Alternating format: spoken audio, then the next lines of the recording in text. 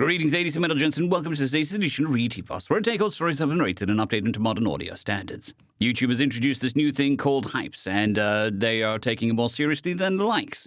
Hypes with a HY and likes with an LI, Because why keep with the system where you have to change all the time, even if the current system is kind of maybe working anyways? Somewhere on the screen there's going to be a hype button. I would be truly appreciative if you could click that as well as the like button. It'll help push the video out to other people and spread the enjoyment. Anyways, more importantly than all of that, let's head on to the story called The Watcher Program, written by Rijento. The flashes of cameras in the crowd of aliens before me suddenly peaked before dying down as the speaker invited me to the podium and made to grasp one of my grasping talons. He towered over me, but I flexed my crest with pride and embraced the tentacle he offered without fear. He nodded in approval and released my talons to turn back to the podium and the audience before us. The speaker was a macaque. I'd been briefed on them, of course, but his long-scaled serpentine body and wide-toothy mouth still brought up old instincts and even older terrors. Today, we are pleased to announce the newest species to join the Galactic Concord, he announced. I was honestly taken aback. His voice was more magnanimous than I would have expected from an aquatic predator species. His words, even through the translator, had a certain weight to them that caused my tail feathers to rattle and shake their eye spots on instinct. We welcome the Opeludian Mercantile Guild with open minds and open spirits. And now I would like to give the floor to the Opulian representative, Madam Shakai. The floor is yours, he continued, slithering to the side and bowing his head respectfully so that I could step up to the podium. It took a second for the podium to adjust to my lower height, and I'd be lying through my beak if I said that I wasn't screeching with nervousness on the inside. But I had a job to do for the guild, and my pride as an Opulian to see it through. Things were about to get very interesting and, with any luck, very profitable. Thank you, Speaker Cuckoo. It is an honor to be accepted so readily into the greater galaxy. My people, like I'm sure all of yours, often wondered if we were alone in the universe and often fantasized about what wonders we would find when we began exploring the stars. My speech was well rehearsed, and as I spoke, I took the time to gauge the reactions of the beings around me. More specifically, the speaker. Cuckoo seemed to be enjoying himself, but there was a slight glaze to his eyes that seemed to indicate that none of my speech was anything he hadn't heard before. And what wonders we did find, from the grand ecologies of the oldest worlds to the megastructures that serve as diplomatic and commerce centers for the entire known galaxy. In truth, the galaxy that we found waiting for us when we first broke the barrier of FTL travel was far beyond our wildest of dreams, I continued, my nervousness building up as the moment of truth approached, and the metaphorical bomb was about to be dropped. The Galactic Concord has done well to provide for every species and government that make up its memberships with projects like the mind-boggling Grand Terraforming Campaign, the Watcher Program, and the ongoing relief efforts for the Kantari Republic. The response from the crowd was not what I expected. Shock, confusion, or silence would have been expected, but instead, laughter filled the crowd. I couldn't let this faze me. I had to recover and figure out what happened. Did I say something strange? I asked, cocking my head to the side in well-feigned ignorance. Cuckoo spoke up, his deep, soothing voice just loud enough to be picked up by the microphones before me. No, Madam Shakai. Your speech was excellent and moving, and you should be proud of it, but your mention of the Watcher Program is what has everyone laughing, he said, giving me a knowing smile as he saw through my acting. I suppose I must commend your government's ability to gather information, but better efforts should be made to differentiate fact from fiction in the future, he said, this time with a more genuine smile and chuckle. Oh, I began, my dejection more genuine this time. If the information that the high merchants were able to gather was true, though, it's just we found some correspondence with an individual named Cuckoo's eyes widened, but only for a second as he tactfully cut me off from saying more. Representative Shakai, the Watcher Program was never put into action. It was proposed over 750 cycles ago and was unanimously voted against, and never has another vote been put towards it, he stated matter-of-factly, and the crowd chuckled in agreement. Except the subtle edge in his words made every nerve of my body scream at me to run. I'm not sure where you got this information, but the Watcher program is little more than a conspiracy theory based on an ancient proposal from a panic Concord that was still recovering and scared from war with an extragalactic threat. His voice was calm, reassuring, as if trying to correct a misguided hatchling. But what he had said had a different meaning to me and anyone who knew the truth. Don't say another word. And by all the wealth of opulence, he was convincing. Time for some damage control. I apologize for my ignorance, Speaker Cuckoo. I hope I have not offended. Perhaps we can clear this up misconception later, I said, hoping that he had heard was, I'm not a threat. But this isn't over. Of course, Representative Sakai. It would be my pleasure. But that must wait for a later date. For now, let us simply enjoy the celebration of your species joining the Concord, he said, and placed one of his tentacles gently on my shoulder, before slithering off to the reception hall and the banquet that was waiting us. They're hiding something, I stated, sitting down in front of High Merchant Dubas. But obviously, he responded. They're hiding the wealth-forsaken Watcher program, he added with a sigh, leaning back in his chair, his blue feathers in stark contrast to the red of the chair he sat on. We may be new to the greater galaxy, but the Concord are fools if they think that we're new to politics as well, he said, more to himself than me. In any case, you did very well, Representative. The Grand Merchant was most pleased with the response we received. You should be expecting a promotion in your near future. That grabbed my attention. A promotion, an honest-to-profits promotion, and from a Grand Merchant herself, no less. I was about to speak my thanks when there was a sudden knock on the door. Expecting someone? I asked, and Dubas shook his head. A second, slightly more forceful but still polite knock came in. Dubas sighed, Come in. The being that stepped through the door shocked both of us. Bipedal, pointed ears, deep violet eyes, furrowed skin save for the top of his head, a lithe and elegant form, and an unmistakable presence marked by the arrival of the Zenobian in a black suit and a red tie. The door swung shut, seemingly of its own volition, after he entered. Psionics, I thought, as a male Zenobian took a step forward and spoke. My employer would like to meet with you, Representative Sakai, if you accept his conditions, that is. I sat slack-jawed, and Dubas was in a similar state. It took me a moment to collect myself enough to speak.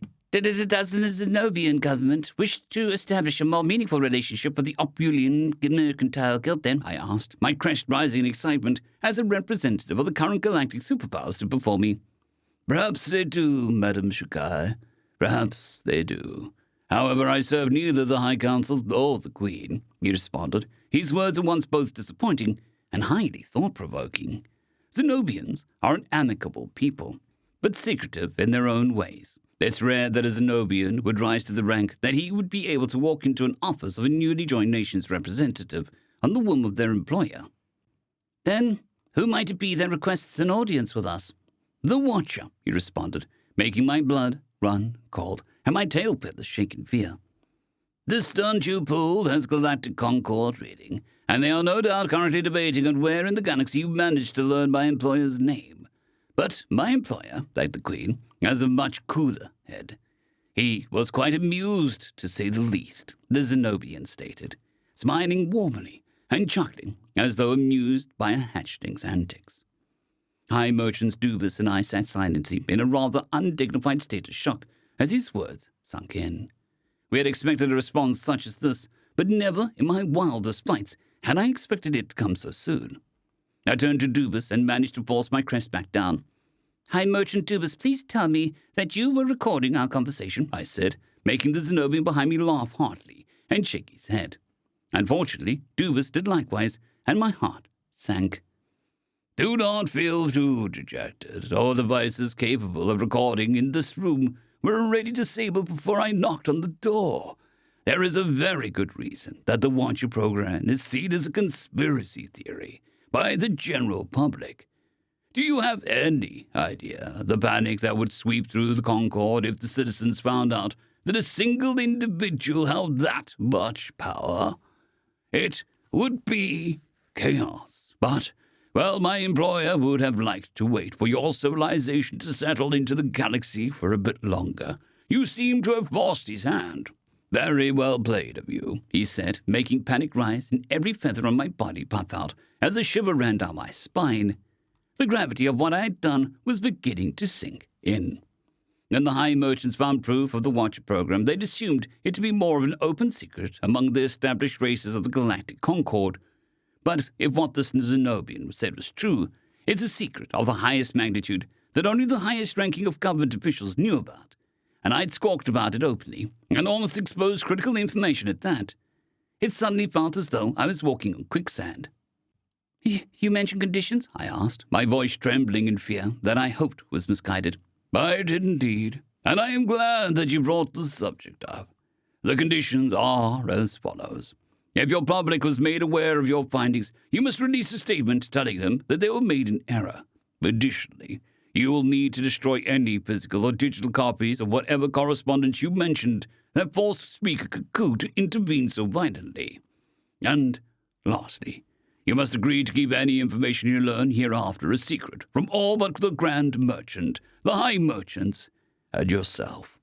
"Complete surrender, then?" I asked, making the Zenobian chuckle and nod. "And if we refuse?" I asked after a long pause. "Then your species will never meet the Watcher, and the rest of the Concord will make every effort to discredit your government should you try to reveal any more information. Your species will be relegated to just another overly paranoid mercantile empire, and your profits will surely suffer from such a designation." "That's it?" High Merchant Dubus questioned. "All said, if we refuse to continue the lie, then no further sanctions will fall upon our people than a paranoid reputation and a loss of political power?" he asked, thoroughly dumbstruck at the lightness of the punishment. "Certainly. What were you expecting? War? What government would go to war over little more than a paranoid belief in an ancient and baseless conspiracy theory?" he said, his voice sickeningly sweet, with an edge to it, not unlike what I heard in Cuckoo's voice. His meaning was clear. "Nobody will ever believe you." "High Merchant, what would you have us do?" I asked, my voice shaking. "How much time do we have to decide?" Dubus asked. "You have 3 hours to decide, at which point I will receive your answer only from Madame Shikai. And if the answer is favorable, we'll only take Madame Shikai to meet the Watcher. I'll be waiting for you aboard my ship, the XVF Minimus," he said, and the door opened and let him out, all on its own. As the door closed behind the Zenobian, we both breathed a sigh of relief and sunk into our chairs. "I heard the stories, but meeting a Zenobian in person is just as nerve-wracking as they say. At least it didn't feel like he tried reading my mind," I said, and Dubus made a noise of affirmation. After that, we sat in silence for a long while, simply absorbing what was being said. 2 hours, and my first meeting with the Grand Merchant herself later, I found myself aboard the XBF Minimus. It was truly a marvel of a ship, and the architecture, yes, architecture, as it appeared to be made of stone and mortar rather than alloy, ceramics, and plastics, that was actually comprised of, was a sight to behold. From what I was told, it was modeled after an ancient Zenobian legend of a flying castle and a false stonework. Holographic braziers and ancient-looking artwork and tapestries only added to its beauty. And its owner, the Zenobian that met with me earlier, whose name I only just discovered was Gaius Thracio, was more than happy to explain the legend and artwork to me. In fact, he was radiating pride in his vessel as he spoke, which, as he was psionic, had quite the intoxicating effect on me till he corrected himself. "So that is the story of the Flying Citadel Minimus. But I feel that you have more pressing questions than an exploration of my culture stories," he said, an amused smile on his face as I recovered from the second-hand emotions flooding my system. "Yes, although the story was fascinating, Sir Traciel, you are correct that I am interested more in your employer now that you have finished telling it," I replied, trying my best not to offend. "But of course, he is a fascinating individual after all. I'd be more surprised if you didn't have questions," he said as the faux wooden door slid open and we entered the bridge. The room was laid out in a similar fashion to most bridges I'd seen. The command chair, or in this case a throne, sat in the center of the room as several crew of various species manned ancient and mystical-looking consoles of faux stone, wood, and crystal. The crew paid us no mind as Gaius walked to his seat, and I followed. As soon as he sat down, however, the crew began fitting out of the bridge and presumably back to their quarters or to one of the ship's common areas. Will we not need them to reach our destination? They are not privy to the same information as you and I, he said after the last of the crew left and the doors closed and sealed behind them. Nor will they ever be, so I'll suffice as the pilot till we reach our destination. I blinked and tilted my head in confusion. Not even the crew knew that the Watcher program was real. What had I really gotten myself into? Starting to make some realizations, I see. You needn't worry, you aren't in any danger. It's simply a matter of security. One does not hide something as important and as powerful as the Watcher program for over 750 cycles without being cautious. I see. I did want to ask about that, actually. How could a single being be granted so much power without ever abusing it in 750 cycles? Gaius laughed at that.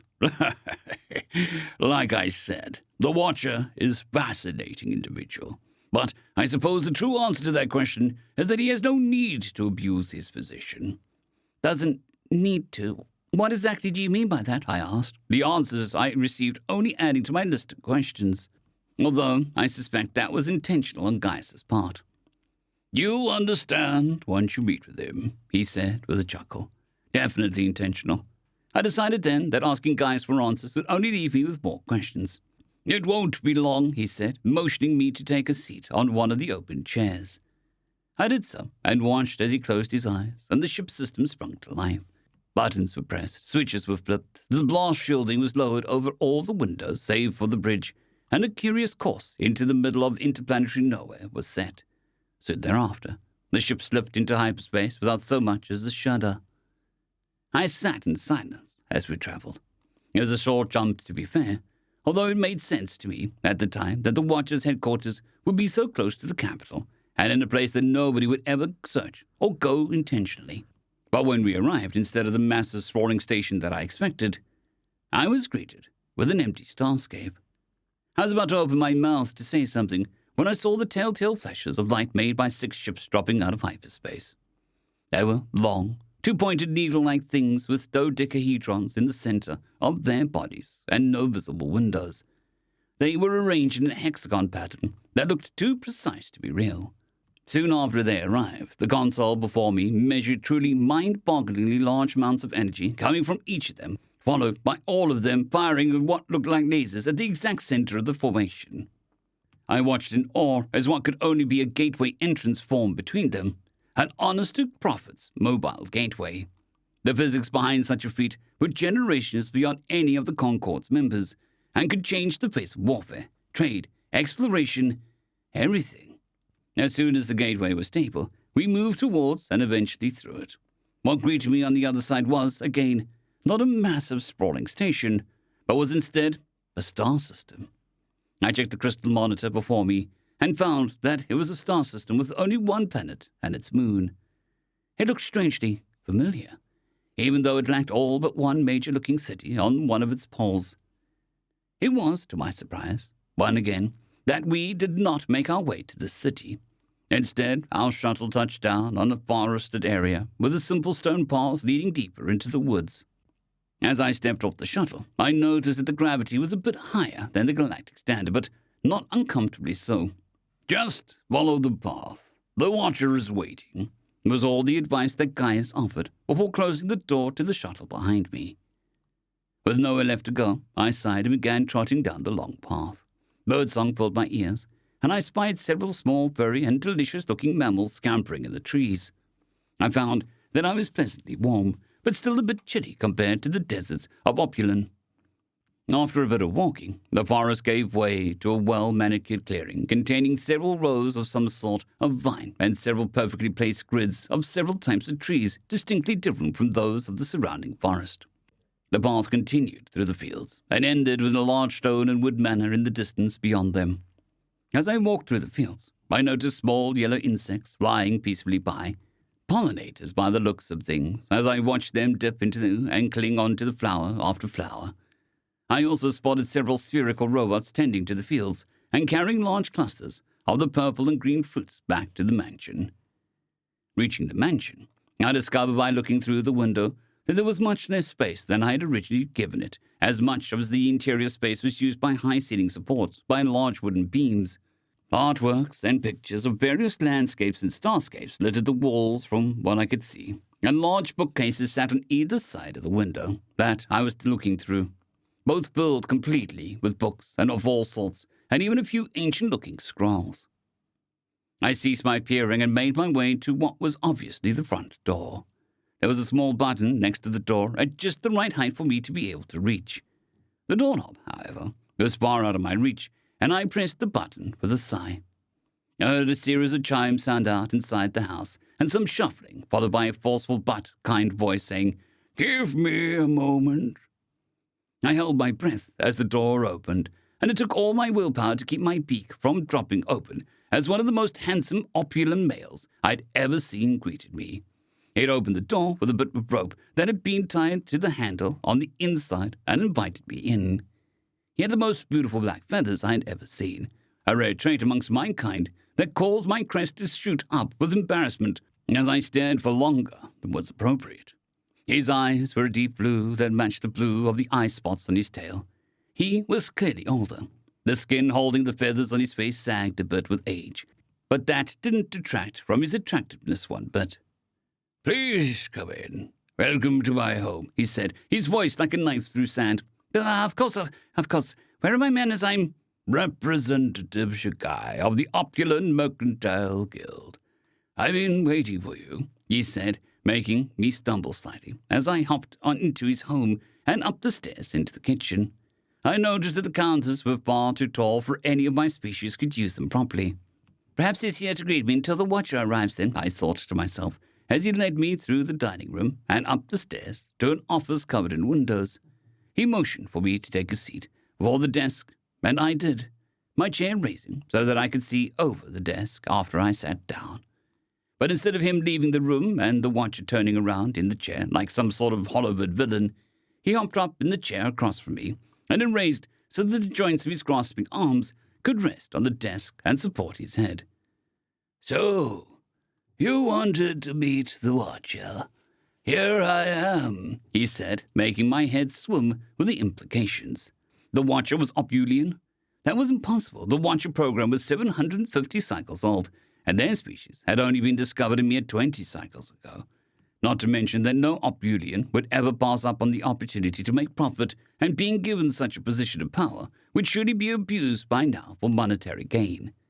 As sad as it is to admit, Opulian politics was not much about whether the politician was corrupt or wasn't, but how fair and open they were with their corruption after all. And then it hit me. An answer that had to be true, the only thing that made sense. "You're not Opulian."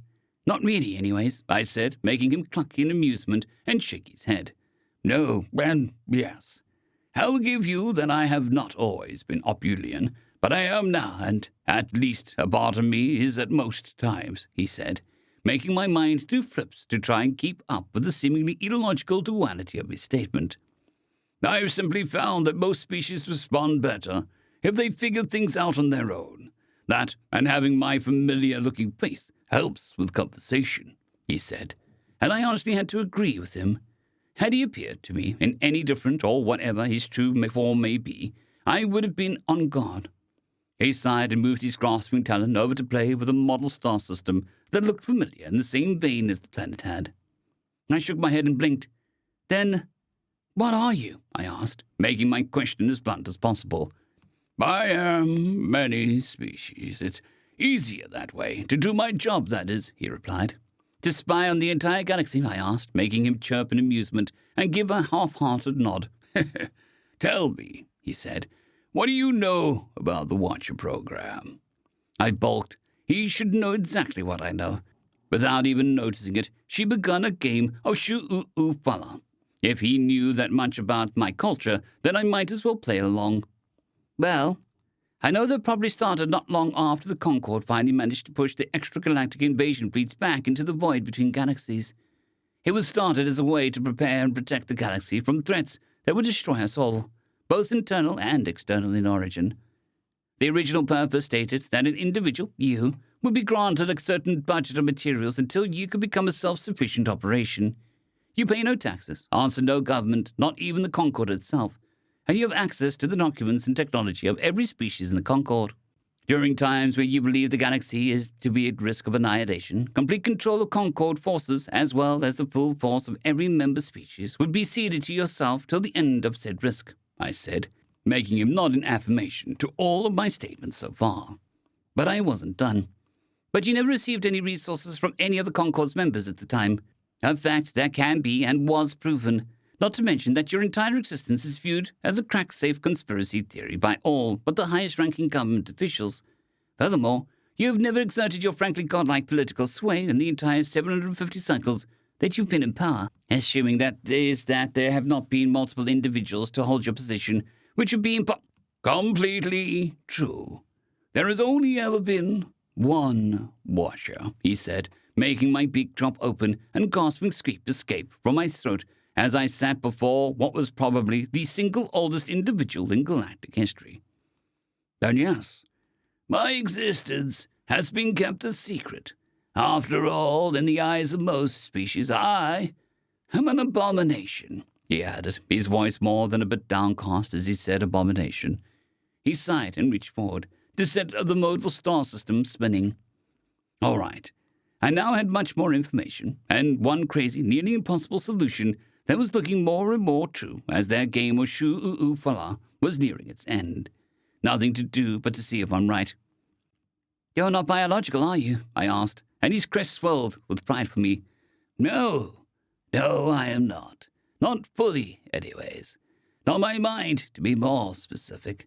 I am fully sapient artificial intelligence, based off of the personality and memories of a once-living person, he said, hopping off the stool and stepping over to the side of the desk and out of view behind it, but only for a moment, as he began to grow. His talons became arms and legs, his wings receded, his feathers became cloth, and his crest became hair. I shifted my gaze down to the modal star system and read the plaque on it, in memory of Sol. The Watcher was human. The man before me was most definitely an example of a human male. His grey hair was the only indication of his age. The rest of his body looked young and strong. His suit matched the darkness of the feathers that it had once been. His tie, shirt, and eyes matched the deep blue that had once entranced me. And then he sat back down, his chair lowering back to comfortable position. But humans are extinct. All of them.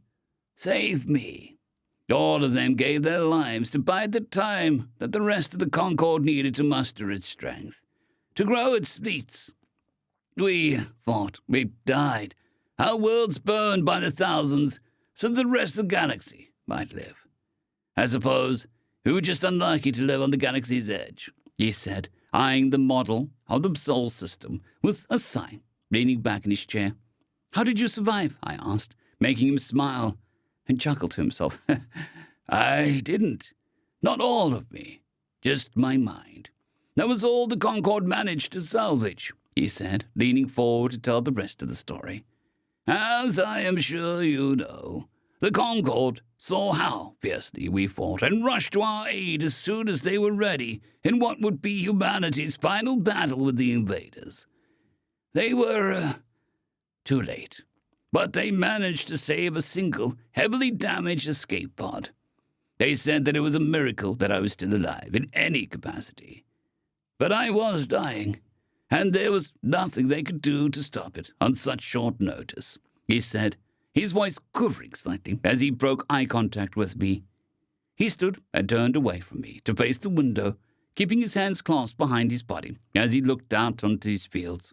So one of the more technologically savvy species, the Cathar, if memory serves me, repurposed a neural scanning device to save a copy of my neural activity. And it did so as I relived every moment of my life as I died. The device worked well. It managed to capture both my personality as well as my memories. But at that point, there were just files on a computer. So the Watcher program? I asked, although I could guess the answer to the question.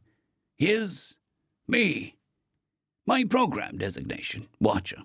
My purpose is to ensure that no species ever dies like mine did, fighting a threat that they had no chance against, even though, by most species' reckoning, I'd become an abomination against nature. I endured, I turned down the Concorde's offer of material and instead created nanomachines capable of replicating. I used them to mine asteroids, planets, and rogue planets that nobody would miss. I researched and created a clone of my old body, the body you see before you now, with admittedly a few cosmetic modifications, he said, letting the color of his hair shift through every color in the rainbow till it settled back on the aged gray that it had been.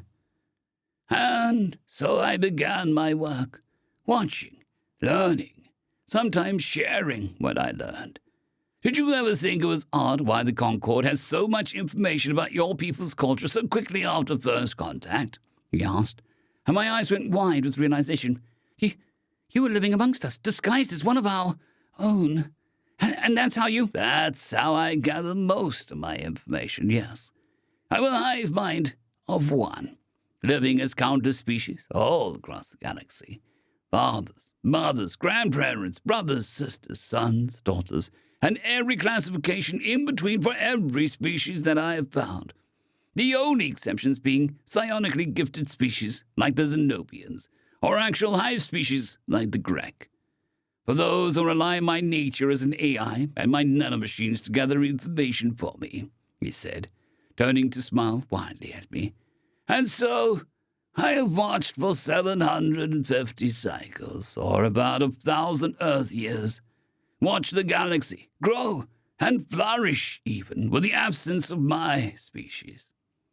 I've lived millions of lives, had millions of loves, fathered and mothered millions of young. Yet, here I am, still human, still waiting, still watching, he said, his eyes welling with liquid and happiness and sadness all at once, as he no doubt remembered millions of existences, millions of lives, and millions of deaths. But you've never abused your position. Why? I asked, my own eyes tearing up slightly. A quirk of evolution, it seemed, Apulians shared with humanity. Because I have no reason to, he said, wiping the tears away from his eyes with his thumb. I can create and destroy as I see fit. I could wipe the galaxy of life if I wanted.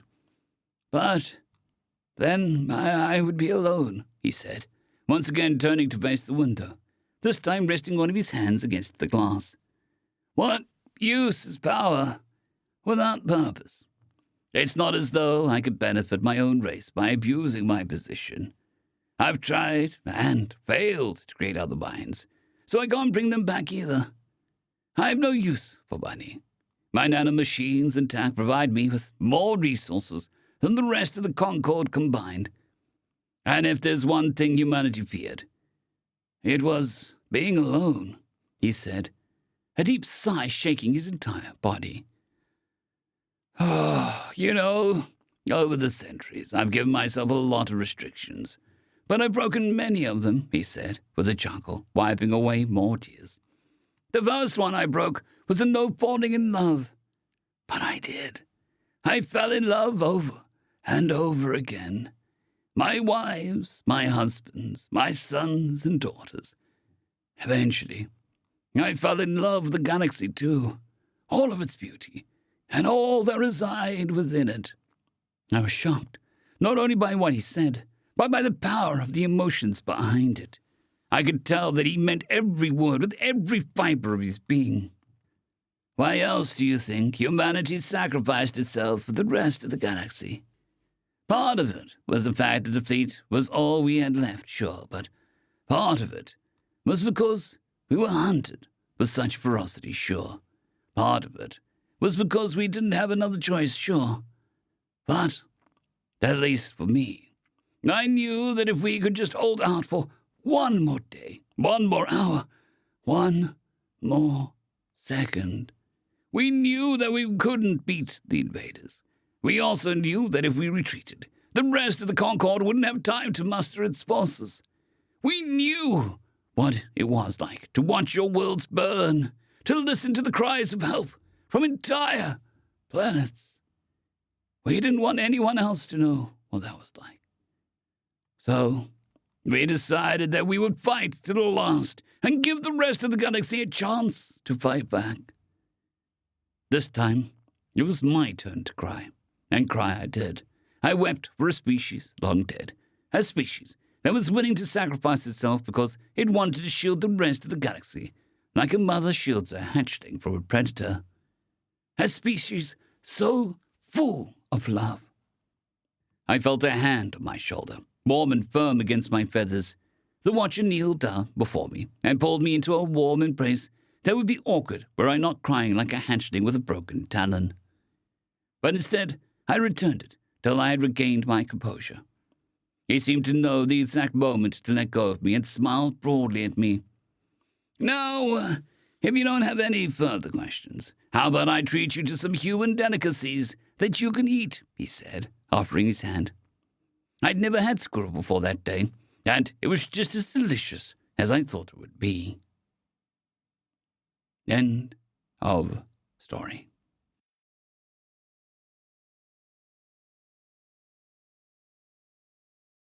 I'd quickly like to thank our Tier 5 channel members, Casper Arnholt, John Creighton, Manatharia, 050, Dragzoon WRE, and Elijah Silvercross.